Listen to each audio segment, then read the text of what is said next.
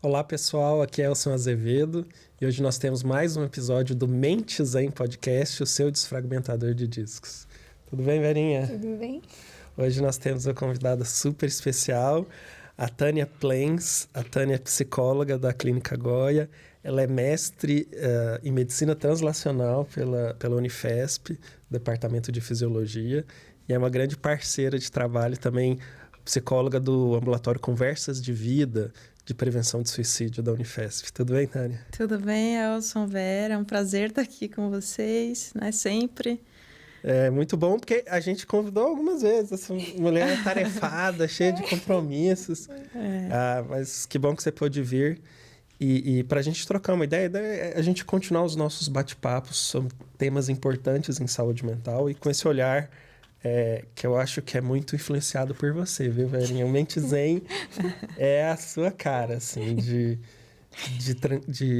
tranquilidade, de construir um espaço interno independente do caos que esteja acontecendo.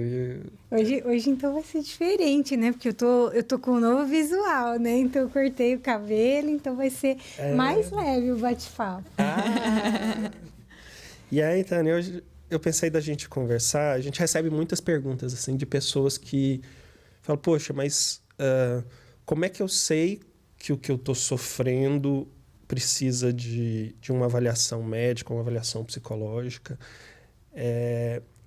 E ao mesmo tempo, uma vez que você descobre que não, eu preciso de uma avaliação, como é que você vence a barreira meio que, no fundo, o ideal seria... todo mundo quer resolver os seus problemas sozinho, né? Sim. Ou do jeito que está acostumado, né? Decidir procurar alguém, para muitas pessoas, dá uma sensação de fracasso, né?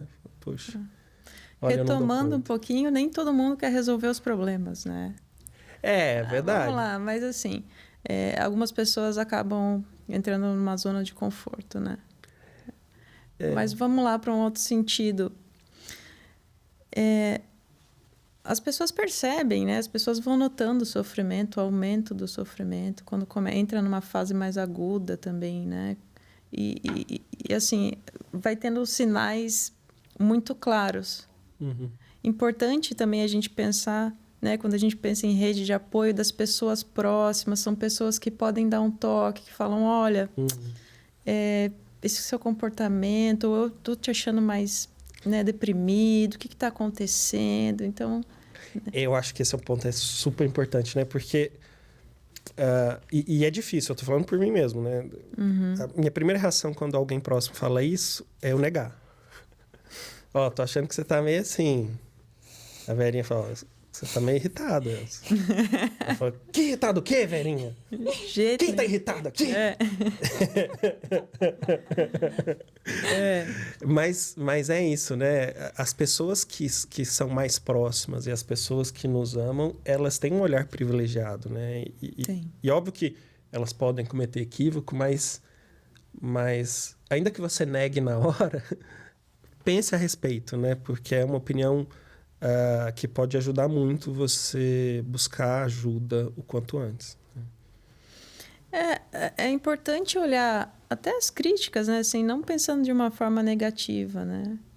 De uma forma construtiva. Então, assim, se você sabe que a pessoa que está falando é uma pessoa que você valoriza, que você sente que te valoriza, por que não ouvi-la? Uhum. Né? E eu acho que, eu não sei, eu falo da minha experiência, né? Normalmente, e é claro que isso não é generalizado, mas de maneira geral, os homens têm mais dificuldade de reconhecer o sofrimento mental e muitas vezes acaba sendo fundamental alguém de fora, né? Um familiar, alguém que convive muito, pontuar para aquela pessoa.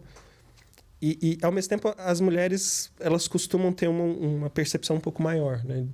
E talvez procurar ajuda com mais facilidade. Não sei se vocês concordam. Tem todo um estigma também dos transtornos mentais, né, Elson? Assim, é uma questão ainda muito cultural. Acredito que na pós-pandemia as coisas melhoraram um pouco, né? Porque muitas pessoas sentiram, né,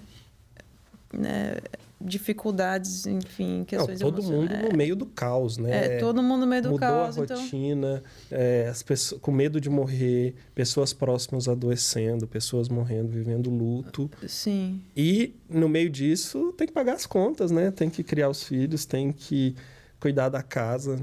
Então, assim, foi um pico de estresse, né? Geral.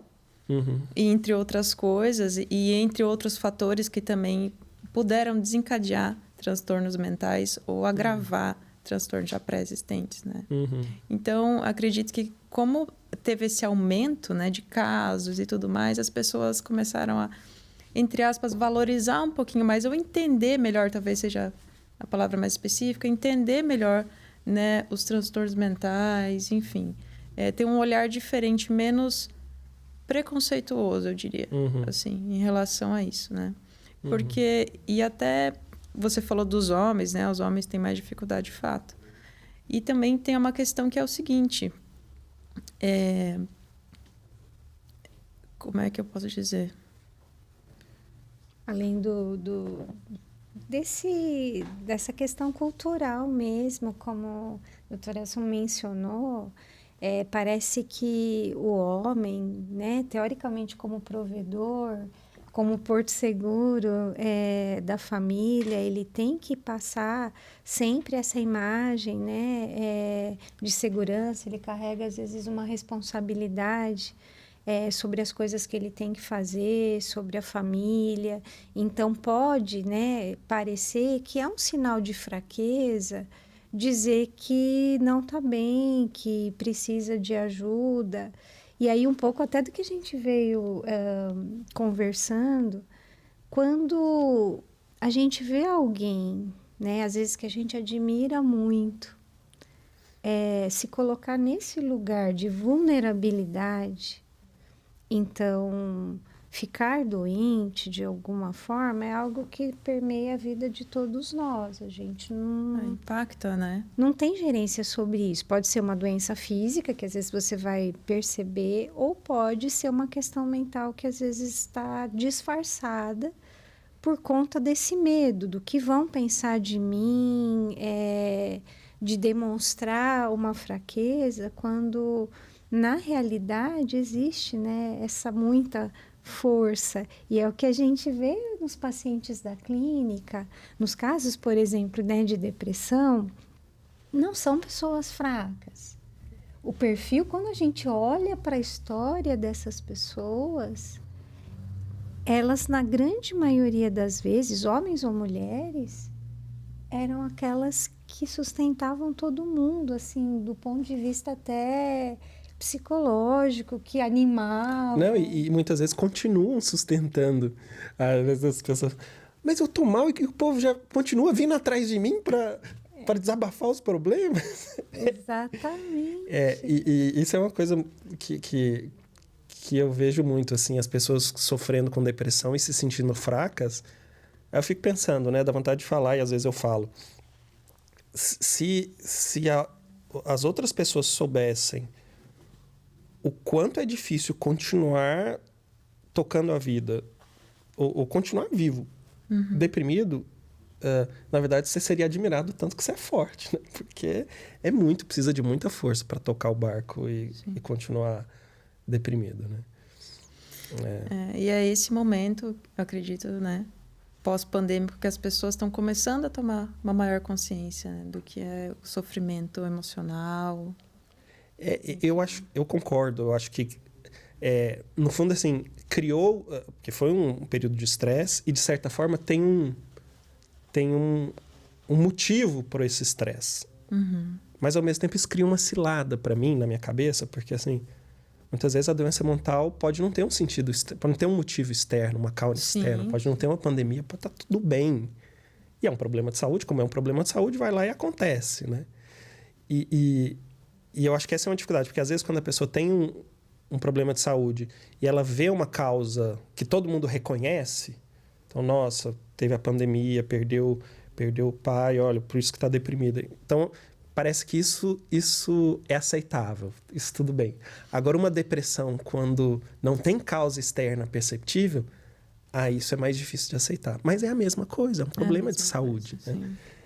Então, eu sempre vejo com cuidado. Assim, é ótimo que a gente esteja falando mais de saúde mental pós-pandemia, mas não pode ficar essa fantasia de que precisa de um motivo, né? Porque é uma doença. A doença vem e aparece. Tem múltiplas causas. Na verdade, o motivo foi só a conscientização, né? Que aumentou um pouquinho, mas de fato, né? Tem questões hereditárias, enfim, Isso, né? Não é só o ambiente que interfere para desencadear um transtorno. É tudo muito complexo, assim, e eu acho que o desafio dessa história, vamos ver, a pergunta desse episódio é assim: como é que eu sei que eu estou doente, isso que eu estou sentindo não é normal, é uma doença, e como é que eu me convenço a procurar tratamento?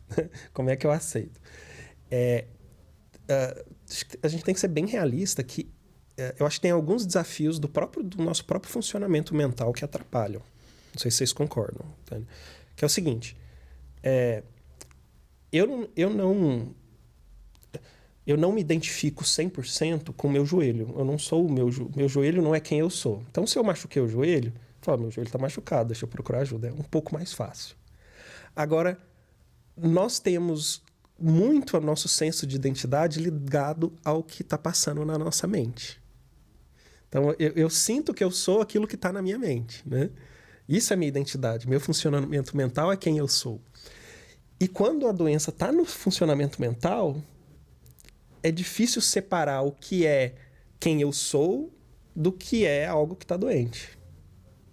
É muito difícil. É quase impossível, né? E aí, por isso que muitas pessoas com depressão, estão com depressão há 4 meses. E mudou tudo a vida dela. Mas ela fala assim, não, é porque eu sou assim mesmo.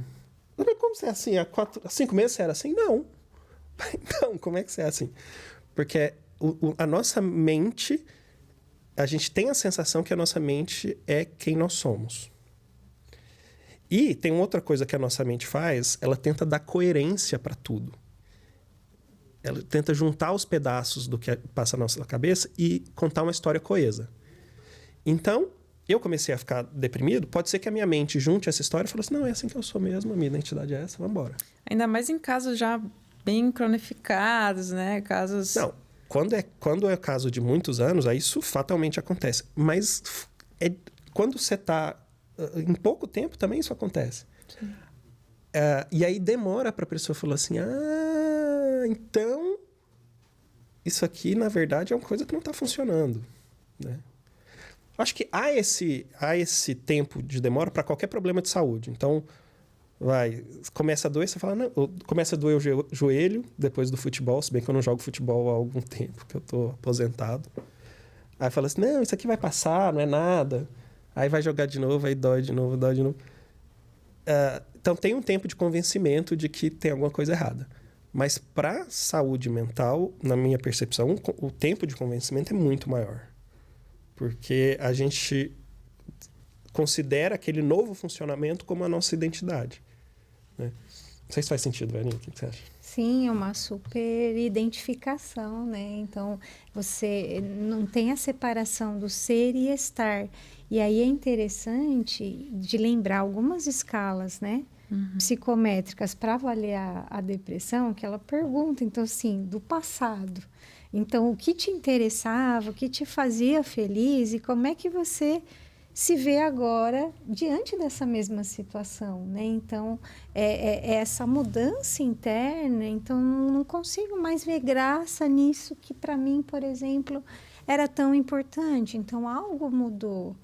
Eu sou esta pessoa que está agora com uma característica diferente, né? E poder ter essa percepção, né? Então, que você trouxe a rede de apoio. Então, eu estou super identificado. Eu estou acreditando em tudo que está vindo, então eu sou assim. E aí vem alguém e fala, né? Estou aqui construindo cenários. Se eu estou num ambiente hostil, por exemplo, pensando às vezes no trabalho, né? A questão da sobrevivência. e alguém do meu trabalho me diz, você tá assim? Talvez eu até recue mais para me defender, porque eu não me sinto seguro, não me sinto à vontade. E aí eu recolho mais aquilo que está se passando nesse meu universo interno.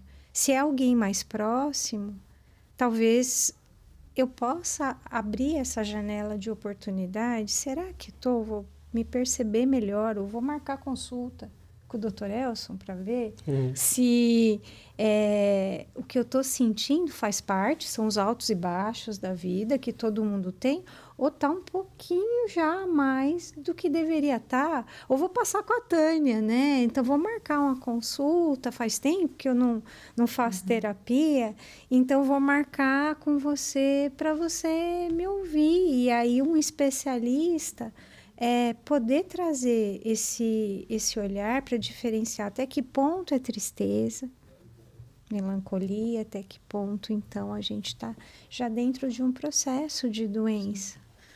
É uma das coisas, assim, que há de se observar, né, para uma pessoa que está em sofrimento e ainda não entendeu se isso pode ser realmente algum problema emocional, algum transtorno, algo nesse sentido.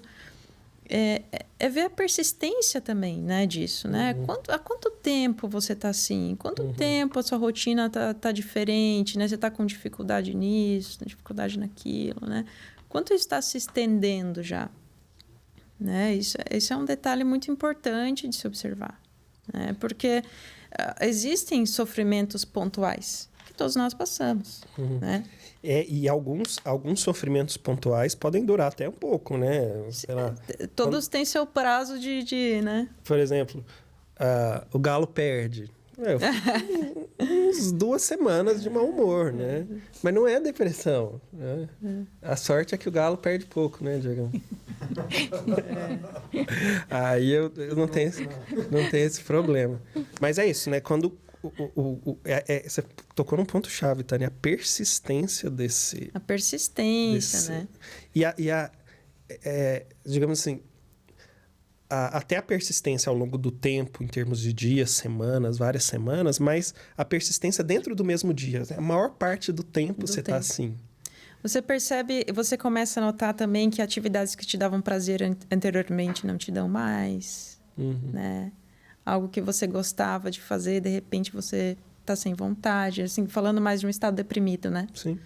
Então, são pequenas coisas, assim, que é importante da pessoa ir, né, se percebendo, que talvez mostre, assim, que, olha, acho que eu vou ter que virar uma chavinha para um telefonema lá para Goiás, alguma coisa assim, né? Porque eu acho que é isso, né?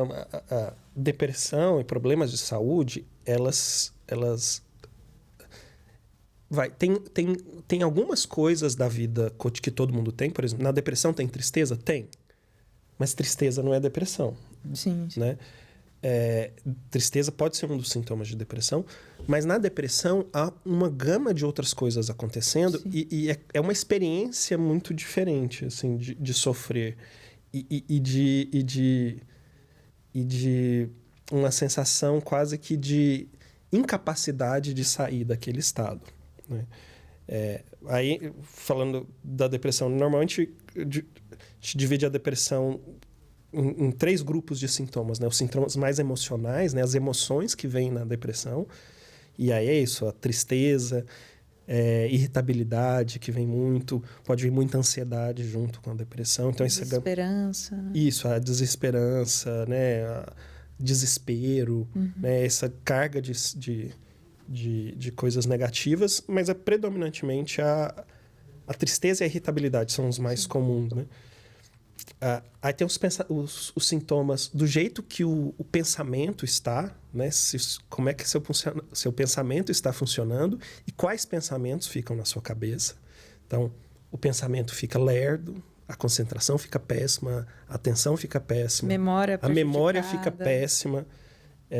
Não, parece que de uma hora para outra, eu não sirvo para nada. Peraí, o que eu sempre faço essa determinada função e agora parece que não... Você vê que é um ciclo, né? Os sintomas, né? A intensidade que você dá, a importância que você dá para os seus sintomas também no sentido de foco, né? Não de tratamento, mas de foco no sintoma, também agrava um pouquinho o quadro, né? A questão da ansiedade, de estar mais deprimido, justamente o que você está falando, né? Uma espiral, né? É uma espiral. E aí vem o que vem de pensamentos, né? Porque o nosso cérebro, a nossa mente, ela vai dando sentido para as coisas. Então, eu tô desse jeito, tô sentindo essas coisas, e aí vem os pensamentos. É porque eu não sirvo para nada mesmo. Eu sou um lixo, eu não valho nada. Então, vem esses pensamentos de menos-valia, de desesperança. A depressão, aliás, os transtornos mentais em si andam de mãos dadas com os pensamentos disfuncionais, né? Então, isso é algo que a gente trata bastante na terapia, né? Ao conscientizar, vamos questionar um pouquinho isso que você está pensando? Vamos questionar esse pensamento, né? Será que ele está te dizendo a verdade? Será que é isso mesmo? Que evidências, né, mostram que você, por exemplo, é incapaz, né? E aí eu falo, mas não dou conta de fazer nada. Tem 2 meses que eu não consigo fazer nada, eu sou incapaz. É a resposta do...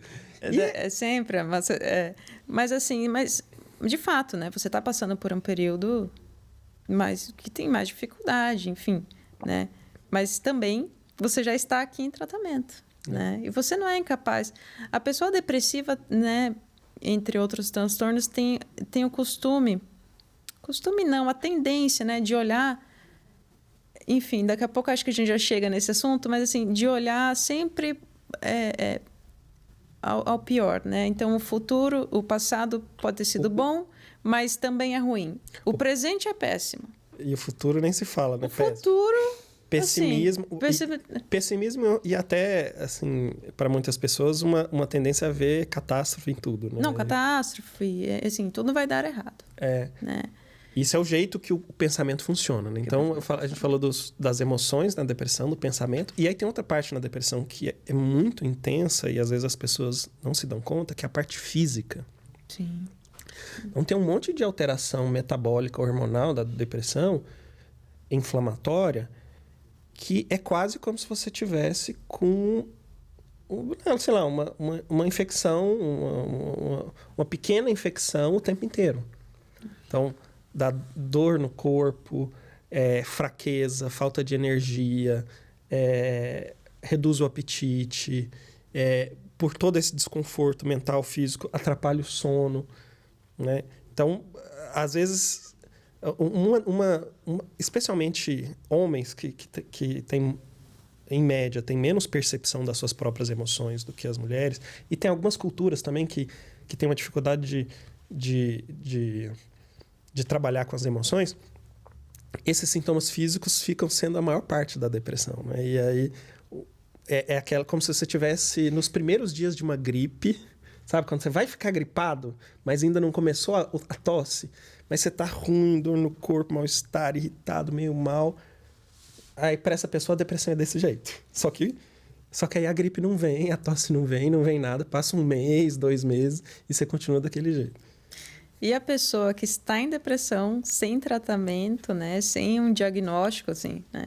Ainda feito, sem a passagem num psiquiatra, num psicólogo, enfim, num profissional de saúde mental, que sente todos esses sintomas e já associa com questões físicas, né? É claro. Há uma negação muito grande, né? Não, é claro. Eu mesmo. Pô, tu começa essas coisas, não. Então daqui a pouco vai vir a gripe, né? Daqui a pouco... Ixi, não, acho que eu tô deprimido. Acho que é.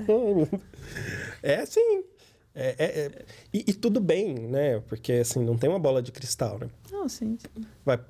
Quando você tá nesse momento ali, é difícil distinguir mesmo, né? Sim. E mesmo quando vai no médico, porque não existe essa separação. Depressão é uma coisa emocional e uma doença, uma infecção é uma doença física. Não, é tudo físico e mental ao mesmo tempo. Sim.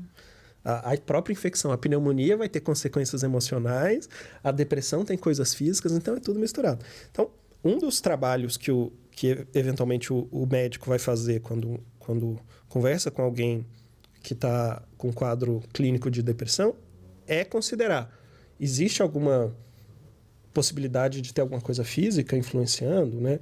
Então, coisas super comuns em idoso. Desidratação em idoso. Muito comum. Infecção urinária, né? E aí fica parecendo uma depressão. Ou em adultos mais jovens, né? Problema de tireoide, alteração hormonal, carência de vitamina, desnutrição, né? Tem um monte de coisa. Doenças autoimunes, né? Claro que essas doenças são raras e depressão é muito mais frequente. Então, do ponto de vista estatístico, né? É raro que um quadro de depressão tenha essa causa. Mas tem. Então, Não pode ser descartada. Exato. Então, assim, faz parte de uma boa avaliação inicial entender se aquilo pode estar alterado, se existem essas possibilidades, né? E muitas vezes é indistinguível, porque é isso. O que é físico, o que é mental, tudo parte da existência. Exatamente, né? Tudo faz parte. É esse conjunto de sistemas integrado, e aí ouvindo, né, vocês falarem, quantas vezes as pessoas dão entrada no pronto-socorro justamente, né, porque atinge a parte física, que é o que mais você enxerga, buscando causas que, na verdade, estão muito aqui, né? Você somatizou todo um processo, muitas vezes, né? Síndrome do pânico. Né? Síndrome do pânico é pronto-socorro. É pronto-socorro direto, né? E não tem problemas acontecer isso, gente. Porque, eu te garanto, mesmo o psiquiatra, quando tem crise de pânico, não reconhece e acha que é infarto. E é por conta justamente disso que a gente estava falando, né? Da superidentificação. Então, quem está de fora consegue perceber melhor do que a gente. A gente não se percebe, né? Então, peixe no oceano, né? Ele não distingue. Isso faz parte. Ele e o oceano são a mesma coisa. E a gente também tem essa dificuldade. Então, fora, né, a rede de apoio, a gente está falando, né, de situações mais graves, não ter medo, né?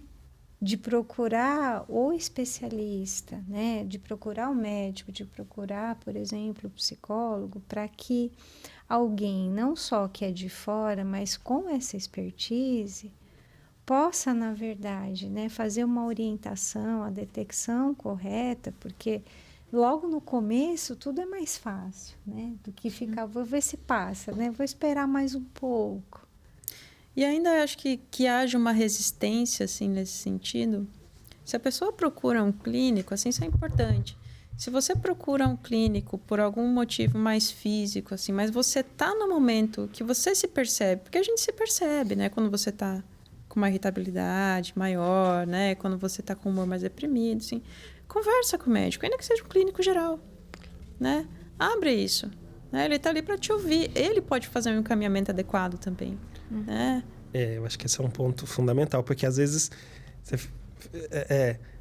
tem lá a oportunidade, é um profissional que você já vai conversar, é o seu médico, então seu cardiologista, ginecologista, o médico que você costuma ir com frequência, e aí você, não, isso não é assunto. Não, o profissional de saúde está preparado para observar essas coisas, né? Então, você ganha tempo, né? Você pode esclarecer dúvidas. E justamente isso, né? Você começa a participar. Você se dá a oportunidade de participar. E você leva informações que são importantíssimas para um plano de cuidado, né? Sim. Eu acho que é isso. Se ajuda. E aí, estou deprimido. Mas não devia resolver isso sozinho? Por que eu tenho que procurar alguém? O que vocês me dizem? Como é que me convence? Por muitos motivos, não dá para resolver sozinho, né? Porque como começou aqui, né, a conversa, não é uma tristeza, que é algo que faz parte da vida. A gente está falando de alterações de neurotransmissores, a gente está falando de alterações hormonais, a gente está falando... Mas lá em Ponte Alta, lá no Tocantins, meu bisavô não tinha essa de depressão, não. Não, era Você conhece da modernidade. Peixeira no cinto e vambora. Que história é essa? Aí eu vou ter esse negócio de depressão? É frescura, né? As pessoas falam frescura, né? Não, e ainda que eu tenha... Desvio de caráter. Eu vou falar com um médico que eu nem conheço, com um psicólogo, vou ficar falando as minhas coisas. É preciso bastante abertura, né? E coragem. Coragem. Para poder se abrir, né? Porque a nossa sociedade, ela não dá muito, né? Esse espaço, né? Porque você tem que ser forte, você tem que ser produtivo, você tem que estar sempre sorrindo, tem que estar sempre bem. Então, se você não está dentro deste padrão, então, né, as pessoas já te olham, né, de forma diferente, né? O quanto, na verdade, às vezes, lógico que é multifatorial, a gente não pode generalizar, mas quantos estados depressivos a gente poderia, se não evitar, retardar, se a gente tivesse um outro manejo de emoções, uma outra forma da gente expressar aquilo que a gente sente.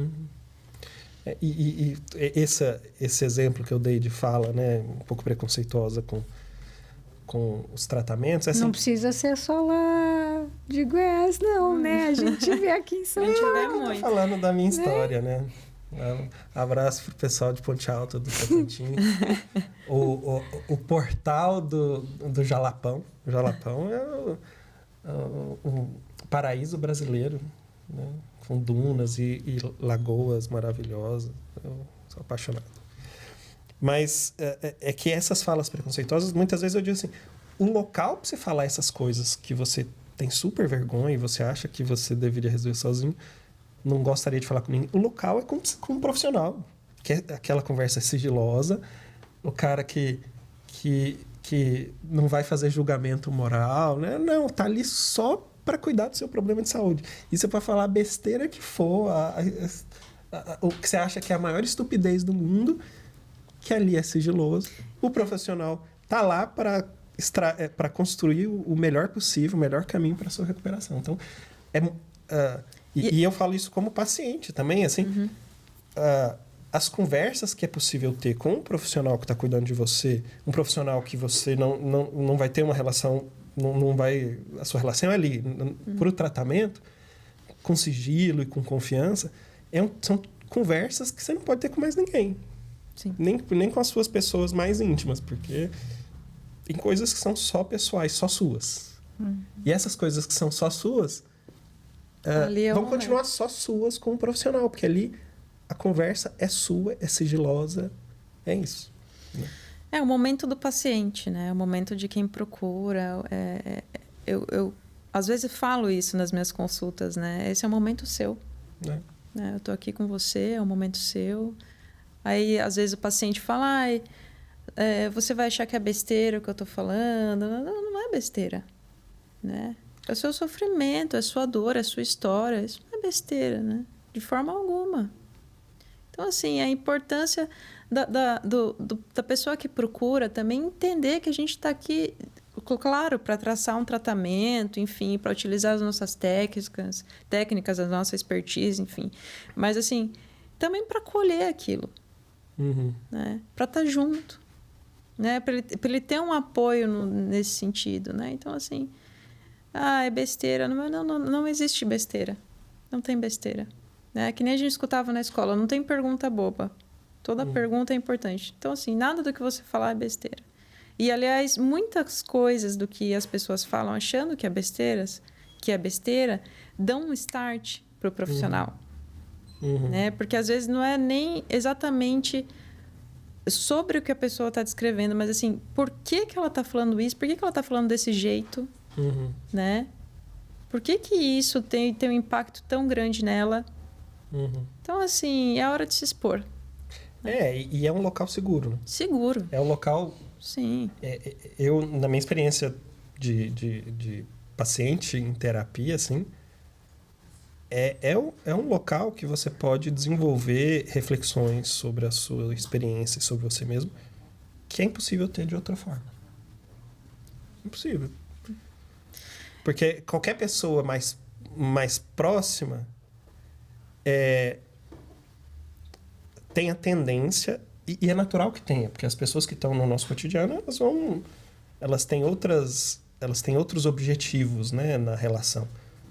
Mas se você vai fazer um desabafo de uma coisa muito íntima com alguém da sua vida cotidiana, desabafar com minha esposa, e eu tô querendo falar do meu jeito de pensar, do como aquilo está afetando as minhas emoções. Mas vamos fazer assim, vamos resolver desse jeito.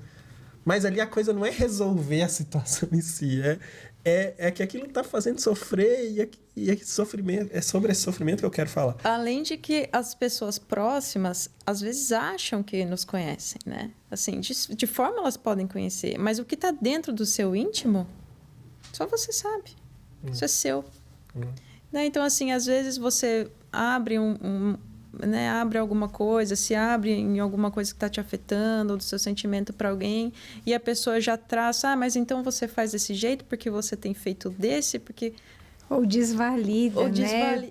Principalmente mas se você também aparentemente isso. Tudo bem, não aconteceu nada. E posso falar, nada contra ter essas conversas com as pessoas próximas. É só que é muito diferente de uma abordagem em terapia. É muito diferente. Não, é até importante, assim, que você tenha essa abertura, né, com as pessoas e tudo mais. Não é sempre que vai ser uma resposta negativa, né? Muitas vezes. Muitas pessoas falam assim, mas para que eu vou fazer terapia? É que é uma dificuldade que eu tenho. As pessoas têm um monte de dificuldade de chegar no psiquiatra, e aí chegam no psiquiatra, e aí eu vou encaminhar para terapia, e a pessoa já também é uma outra resistência, né? Eu acho que... eu falo com o meu amigo, correr para minha terapia, realmente, atividade física. Amigo, eu falo com os meus amigos. Mas assim, não é terapia. Por que eu vou falar com a terapeuta que eu nem conheço, vou falar meus problemas? Se eu tenho os meus amigos, as pessoas que eu confio. Por quê, Tânia? Por que eu vou precisar falar com o terapeuta, né, o psicólogo, enfim, o profissional de saúde em si, ele vai te dar um olhar especializado, né? Ele vai traçar algo para você que nenhum amigo traçaria, assim, nesse sentido, né? Ainda que o amigo seja psicólogo, não vai. É outra coisa. É outra coisa que a gente já chega lá. Ele não vai, né? Assim, o profissional que tem uma certa distância, apesar do vínculo importante de ser criado, né? Tem um certo distanciamento histórico, né? Entre o paciente e profissional. Ele vai enxergar as coisas num aspecto muito mais amplo. Ele tem técnica por trás, entende? Ele sabe a melhor forma de abordar, ele sabe o que de repente funcionaria para você, e aí a gente entra um pouquinho na adesão, né? O que também o paciente está disposto a fazer, enfim. Posso dar meu top 3 dos pacientes, tipo de paciente mais difíceis que eu tenho? Pode. Você falou do amigo psicólogo, né? Top 3 de pacientes mais difíceis que eu tenho. Em terceiro lugar, os médicos. Meus pacientes médicos são os mais difíceis. São super difíceis. Em segundo lugar, meus pacientes psicólogos. E em primeiro lugar, disparado, meus pacientes mais difíceis são os meus pacientes psiquiatras. É muito engraçado isso, porque uma coisa é você estar no seu papel profissional, né? E outra coisa é você estar no papel de alguém que sofre precisando de ajuda, né? E é isso que você falou. O seu amigo psicólogo, ele não vai conseguir ser psicólogo com você. Ele é seu amigo. Acredite, ele é psicólogo na atuação profissional dele. Fora ali, não, é outra relação. Ele pode ser muito bom, pode dar toques, né, orientar, enfim. Mas, assim, um tratamento, né, vamos falar a médio e longo prazo. Um processo terapêutico de verdade. Terapêutico precisa ser com uma pessoa com uma certa distância. Né? Em relação aos médicos, nós temos bastante casos, né, assim, que... há uma resistência no profissional da saúde, né? Médicos, psiquiatras, escolas. Não tô falando de você, viu? Não vista a carapuça, tá? Mas assim, o profissional da saúde é uma resistência maior. Eu sou um paciente difícil também, viu? Eu sei disso. A gente andou conversando sobre isso, né? Sim, mas independente de ser saúde mental, quem é da saúde tem uma tendência a não se cuidar, né? Talvez venha um sentimento de autossuficiência, né? De que você é da área, então você consegue manejar Mas isso é muito, muito clássico. Agora, ouvindo toda essa questão, a dificuldade, né, todo esse quadro, na experiência de vocês, como chega esse paciente? O que faz esse paciente chegar? Vocês, na experiência de vocês, é mais o paciente como um pedido de socorro, então já exausto de tanto sofrer, ele pede socorro, ele é mais levado pela rede de apoio? Qual é a experiência de vocês para a chegada desse paciente? É por ele mesmo ou tem alguém lá nem empurrando? Não, você vai para terapia, você vai para consulta. Como que é? Normalmente, há algo que acontece e deixa muito claro que aquilo não é que a pessoa não está no seu normal. Então, alguma coisa do tipo, sei lá, o chefe chamou o cara no trabalho e falou: olha, seu rendimento está muito baixo, eu confio em você, você está aqui na empresa há 15 anos e eu sei do seu trabalho, mas do jeito que está não dá. O que está acontecendo?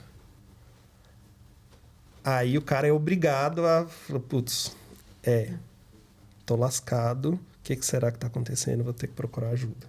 Então, normalmente, a realidade em volta diz de um jeito muito firme, né?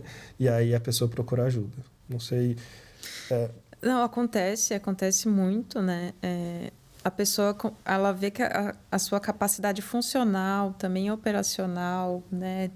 E alguém percebe, enfim. Então, assim, ela precisa estar melhor, né? Para poder ter um bom desempenho no trabalho ou algo que seja muito importante para ela. Aí ela procura. E a família também fala: olha, não, você está ausente da família. Porque a pessoa, quando está deprimida, fica isolada, fica irritada, começa a deixar de participar das coisas. E aí a própria família fala: olha, o que está acontecendo? Assim, não tem dá. muito encaminhamento familiar, né? Eu recebo muito, na verdade, encaminhamento de familiares, assim. Né? Mas eu gosto muito quando a pessoa me procura. Quando a própria pessoa me procura. Porque daí eu sei que, de fato, é uma pessoa que está comprometida, assim, que pretende se comprometer com o seu bem-estar, né? Com as práticas que a gente vai propor, enfim, em conjunto com ela, né? A pena é que as pessoas procuram sempre na fase aguda, né? Então, assim, no pico do sofrimento, agora não dá mais. Vou procurar uma psicóloga, né? Vou procurar um psiquiatra, procurar um profissional de saúde mental, né? E talvez também a importância dessas redes de comunicação, como aqui o Mentes em Podcast, enfim, entre outras coisas, né? De desmistificar um pouco em relação à saúde mental, né? Vamos entender que está tudo bem, né? Assim, como uma pessoa hipertensa, como uma pessoa tem diabetes, a pessoa pode ter, né? E assim, precisa ter um cuidado, né? Não é nada para se envergonhar. Nada. Como, por exemplo, há que se envergonhar quem for corintiano, viu? Tem algumas coisas que são dignas de ter vergonha, né? E tudo bem. Nada contra, né? Mas ter um problema de saúde não é dessas coisas, né? Não é essa falha de caráter. Ninguém escolhe ter um problema de saúde, né? Ninguém escolhe, ninguém quer. Todo mundo quer viver bem no seu mais íntimo. A gente quer ter qualidade de vida, as pessoas querem ter bons relacionamentos, né? As pessoas querem ser produtivas. Então, assim, não é algo, com certeza, não é algo que se escolhe. Uma vez eu escutei que a depressão é o último estágio da dor. Né? Isso ficou em mim. Eu falei: olha só, né? E fantástica essa frase, adorei. É o último estágio da dor, eu concordo plenamente. Porque é isso, aí a pessoa... enquanto não chega nesse último estágio, é difícil se dar conta que aquilo é depressão. Exatamente. Né? E aí, que é o que a Vera perguntou, né? Quando é que te procuram? Quando chega no último estágio. Não, e aí a pessoa chega na consulta e fala assim: olha, é a primeira vez que ela está procurando tratamento para depressão. Primeira vez. Ela falou: doutor, já tentei de tudo, você é a minha última esperança. Que responsabilidade. Mas porque é o último estágio da dor. Adorei. O último estágio da dor. Adorei, é isso. A pessoa já tentou de tudo. Já tentou de tudo. O que ela conseguiria tentar sozinha, ela já tentou de tudo. é o último estágio. Adorei. É tão mais fácil, né? Olhar dessa forma, né? Porque a gente cria, às vezes, tantos rótulos. E aí, olhar para isso, né? Então, assim, o que aconteceu, né? A gente escuta essas histórias de que, por exemplo, a gente está recebendo o paciente naquele momento, mas anos atrás já começaram as primeiras pistas e que passaram despercebida. Acho que... Há coisas que a gente não prevê, né? Mas... É tudo delicado, né? Assim, porque acho que a gente cada vez mais pensa em saúde mental, em prevenção, né? O que fazer para a gente tentar reduzir a chance de ter algum problema, né? E de fato, pistas lá atrás começam a acontecer. E o duro na vida é assim, o tempo que se tem o seu dia tem 24 horas, você tem que escolher como é que você vai gastar o tempo. Então, alguns minutos por dia eu gasto meu tempo prevenindo cárie, eu escovo os dentes, passo fio dental. Alguns minutos eu gasto fazendo isso, aquilo.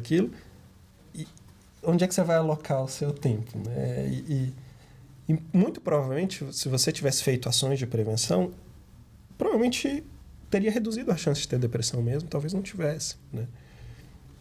Mas eu não julgo, assim, porque é difícil fazer essa escolha, né?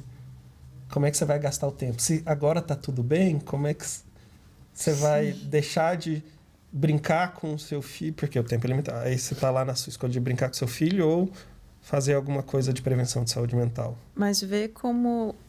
Aí entra de novo a importância do profissional de saúde mental, né? Tanto para essa conscientização. Se a gente for pensar, por exemplo, no transtorno bipolar, né?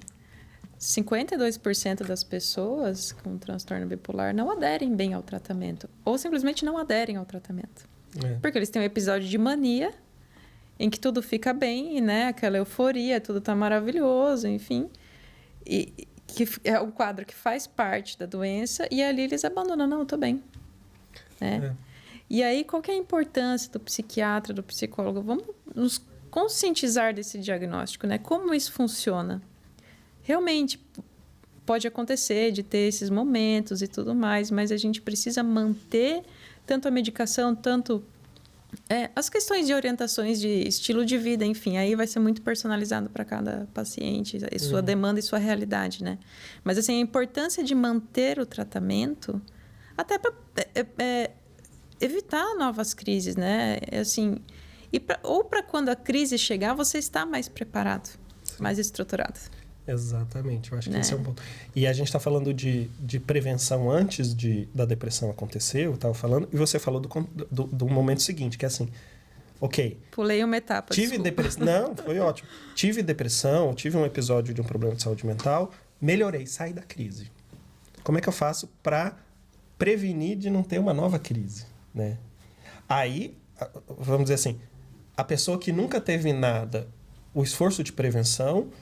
eu enxergo de um jeito, né? Porque a pessoa nunca teve. Então, assim, é uma chance menor dela ter.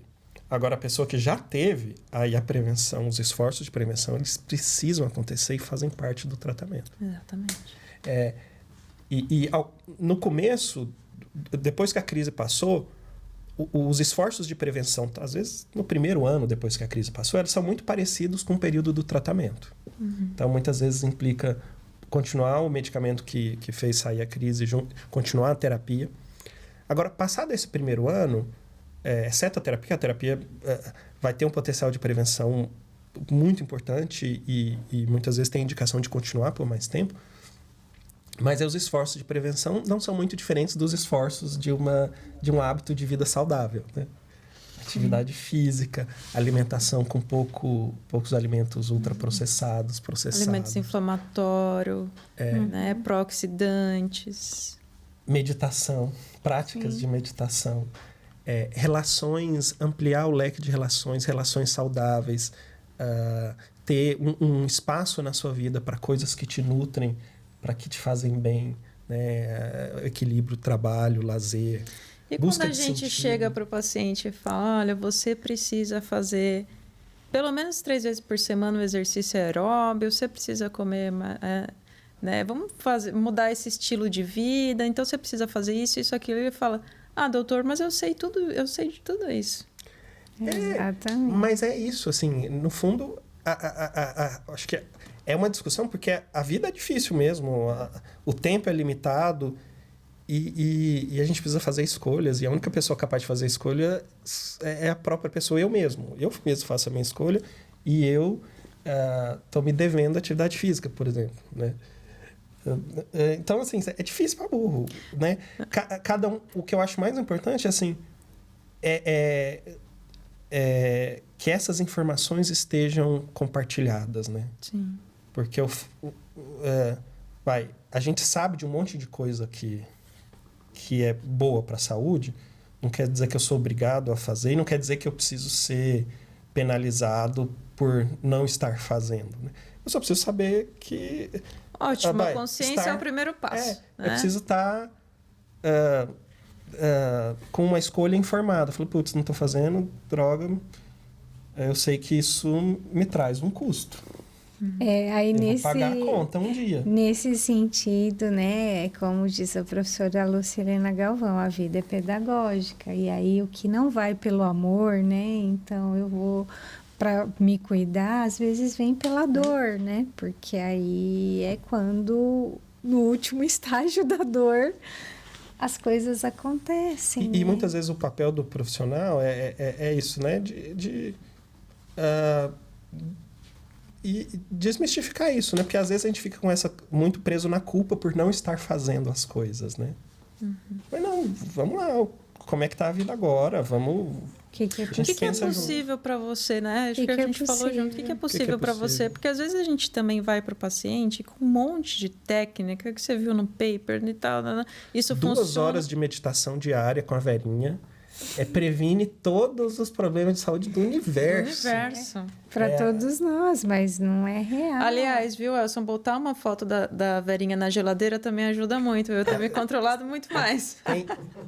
Beatificar, velho. Tem um paciente... Eu vou comer um negocinho, daí eu vejo a Verinha lá e falo, não. Tem um paciente que fez um bonequinho, mini bonequinho da Verinha. Que colocou, ele falou assim, eu queria te colocar num potinho.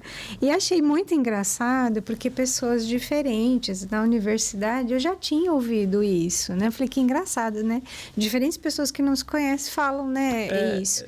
E esse paciente, ele de fato concretizou, porque aí mandou fazer aquele bonequinho com aquela técnica... Amigurumi, tipo amigurumi, é um crochê. E tinha um potinho, assim, de acrílico de vidro e botou a bonequinha dentro, né? Representa, falou assim, não falei que eu ia te pôr no potinho? Depois, né?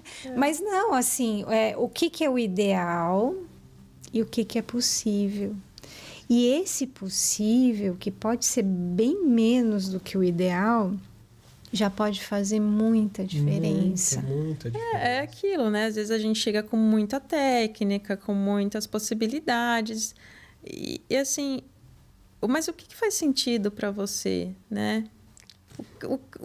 Como adequar, né, tudo isso para o paciente? Assim, eu posso falar que meditação é bom, que a atividade aeróbica 3 vezes por semana, no mínimo, é bom, mas assim, quais são as suas possibilidades de executar? Né, isso. Qual que é a sua realidade? Eu posso também propor um tratamento com custo alto para um paciente que não tem condições? Então, assim, a gente tem que ter essa delicadeza, esse cuidado, né? E isso é importante também a comunicação, até para a gente entender muito melhor o contexto social, enfim, do paciente, para poder propor um tratamento adequado que ele vá aderir, né? O que ele... assim, é uma conversa, na verdade, né? De que adianta uma vida cheia de ações de prevenção sem sentido para você? Sim. Que para você não nutrem aquilo que você está fazendo mecanicamente com... Sim. Putz, que droga, né? E aí, se o paciente não quer nada, tá. Então, vamos pensar qual foi o melhor momento, né? Quando é que você estava muito bem na sua vida? né? O que você estava fazendo naquele momento? Qual que era a sua rotina? Quais eram as suas atividades? Aliás, esse paciente que não quer nada, mas nesse exemplo seu, ele está lá na terapia, né? Então, alguma coisa ele está fazendo, né? Ele super importante, que tem um dispêndio de tempo, de energia, de dinheiro. Sim. Né? Sei lá, eu acho que assim, o caminho de prevenção, quando a gente olha, a gente sempre pode melhorar e é importante melhorar, mas é muito pessoal mesmo, né? É uma questão muito individualizada. E óbvio que esse diálogo franco com o profissional ajuda muito a desenhar um caminho que pode ser um caminho assim do menor esforço necessário. Né? E o profissional pode ajudar. Olha, isso aqui, se você puder, isso aqui faz uma baita diferença. E o profissional ajuda a desenhar isso. Ajuda. Né? E não é uma Vamos imposição, tentar? Não, né? não é uma imposição, é um convite. É um convite. Então, nós convidamos o paciente a determinadas abordagens, a determinadas intervenções, né? Eu falo assim, eu sei que isso é bom, né? Eu sei que isso funciona em tantos % da população, no seu quadro psiquiátrico, enfim. Vamos ver se funciona para você. Vamos ver se você se sente bem fazendo isso. É um convite. Um convite que eu faço para muitas pessoas e que eu vejo que transforma a vida é torcer pro Galo. E aí, isso eu posso garantir. Resolve os problemas da Existem vida. Contraindicações. Existem contraindicações. Né? Ele perde as 2 semanas de tristeza. Mas é uma tristeza, é uma tristeza feliz. Nem precisa ir falar nada. É uma tristeza feliz. Faz parte são os altos e baixos da vida, né? É uma tristeza feliz, uma tristeza que te completa. Né? Então, torcer pro Galo, realmente, eu acho que resolve muitos problemas.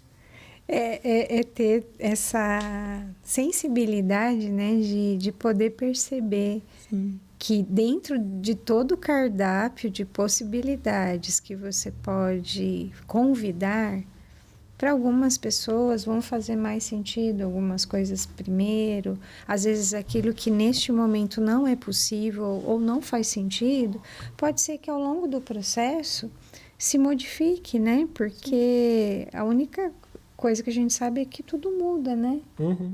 Essa é uma certeza. Então, o não de hoje é o sim de amanhã. Sim, e fora o nosso compromisso e dedicação, tem a responsabilidade do paciente, né? Assim, isso ele tem que entender e é nosso dever também deixar claro que, assim, nós somos os espectadores, né? Nós estamos aqui auxiliando e tudo mais, mas o protagonista é ele. Né? Isso é importante para ele e é importante para o profissional também sempre se lembrar, né? Sim, né? Profissional, coloque-se no seu devido lugar, né? Vamos baixar um pouquinho essa... Você entende? Então, assim... Porque é muito pesado, perdão te interromper. Claro, é muito pesado isso que, né, a doutora Su trouxe, que às vezes o paciente fala, não, logicamente, com nenhuma intenção, mas você receber isso, né? Você ouvir. Só você pode me ajudar, só você pode me salvar. É uma responsabilidade, é um peso, né? É um peso ouvir isso, né? Porque, assim, é uma parceria, né? É uma parceria. Ninguém faz nada sozinho, né? Então, é bom para o paciente saber que ele é protagonista, que ele esteja no comando da vida e para o profissional tirar essa carga, né, extra. Então... É claro que na crise em si, assim, vamos dizer, quando muitas vezes a pessoa está se vendo completamente sem recursos e completamente devastada e cansada e paralisada, é o momento em que muitas vezes a atuação do profissional é mais intensa, assim, né? Decisiva. Né? Quase como de emprestar algumas ferramentas ali, né, para esse momento. Mas essa é uma relação temporária e não sustentável, né? Isso é um modelo para resolução da crise, né? Depois vai ficando cada vez mais claro isso, né, de que a trajetória é uma trajetória da própria pessoa, né? Assim, e que bom que seja assim. Nós temos a nossa também, né? Somos profissionais de saúde, mas nós temos nossa trajetória, enfim, que depende de nós. É que nem a história do eu estava falando com a Vera na clínica, a história da galinha dos ovos de ouro. Né? Então, assim, nesse pensamento de cuidado. Né? A história, enfim, é sobre um outro contexto, mas vamos entender de um jeito diferente. Tem a galinha dos ovos de ouro, né? Que foi dada por um duende para um casal pobre e ambicioso, vamos dizer assim, e eles falaram assim, não, eu fiquei sabendo que... Esse eu fiquei sabendo perigoso, antes a gente já chegar lá. Eu fiquei sabendo que tem, todos os ovos que ela vai botar estão dentro dela, já estão dentro dela. Então, assim, porque quando o duende deu, ele falou, ela vai botar um ovo por dia. Né? Então, todos os dias você vai pegando o ovo e você vai acumulando, enfim, vai fazendo o que você quiser com esse ouro. Ah, mas todo o ovo, todos os ovos estão dentro. Foram lá e mataram a galinha, abriram a galinha. E não tinha ovo. Então, assim, olha a importância que a gente tem de se cuidar todos os dias, né? É estranho falar isso, mas eu sou a minha galinha dos ovos de ouro. Exatamente. Se eu não me cuidar todos os dias, né? Como é que vai ser amanhã? Né? E de certa forma, continuando nessa analogia da galinha dos ovos de ouro, nesse comecinho de crise, que a galinha tá de licença, muitas vezes o papel acaba sendo emprestar ali um ovo, né? O papel acaba sendo emprestar um ovo. O papel da relação terapêutica. E tudo bem, mas ao mesmo tempo recuperar a galinha, né? Recuperar a galinha, né? Com certeza. E relembrando que o galo... Galinha e galo. Exato. Então a gente termina com a metáfora Vai do ver, galo. você falou tanto no galo que eu lembrei da história da galinha história de criança. Te influenciou hoje. Me influenciou então, aqui voltar assim, aos 30 anos atrás. Voltando ao fato de que o galo resolve todos os problemas. Aqui é diferente. Aqui não termina tudo em pizza, termina tudo em galo. Termina tudo em galo. E é tão legal que o Heitor, meu filho, ele acha que o Messi joga no galo. Olha esse condicionamento. Eu sou o Messi do galo. Eu ainda preciso contar pra ele que o Messi não joga no galo. Deixa ele acreditar em Papai Noel ainda, deixa ele curtir a infância dele. Mas não sei, quem sabe, né? O Messi pode ter essa oportunidade de jogar no galo. Já tá mentalizando lá na frente, já. Adorei a conversa, gente. Muito bom. Foi muito legal. Acho que tem muita coisa bacana e que a gente vai precisar aprofundar em outros encontros também. Mas, Tânia, adorei sua participação, foi ótimo. Nossa, foi um prazer para mim estar aqui Venha com mais. vocês, com Venha certeza. Obrigada. Obrigada. Com isso, a gente encerra esse episódio e nos vemos no próximo vídeo. Grande abraço.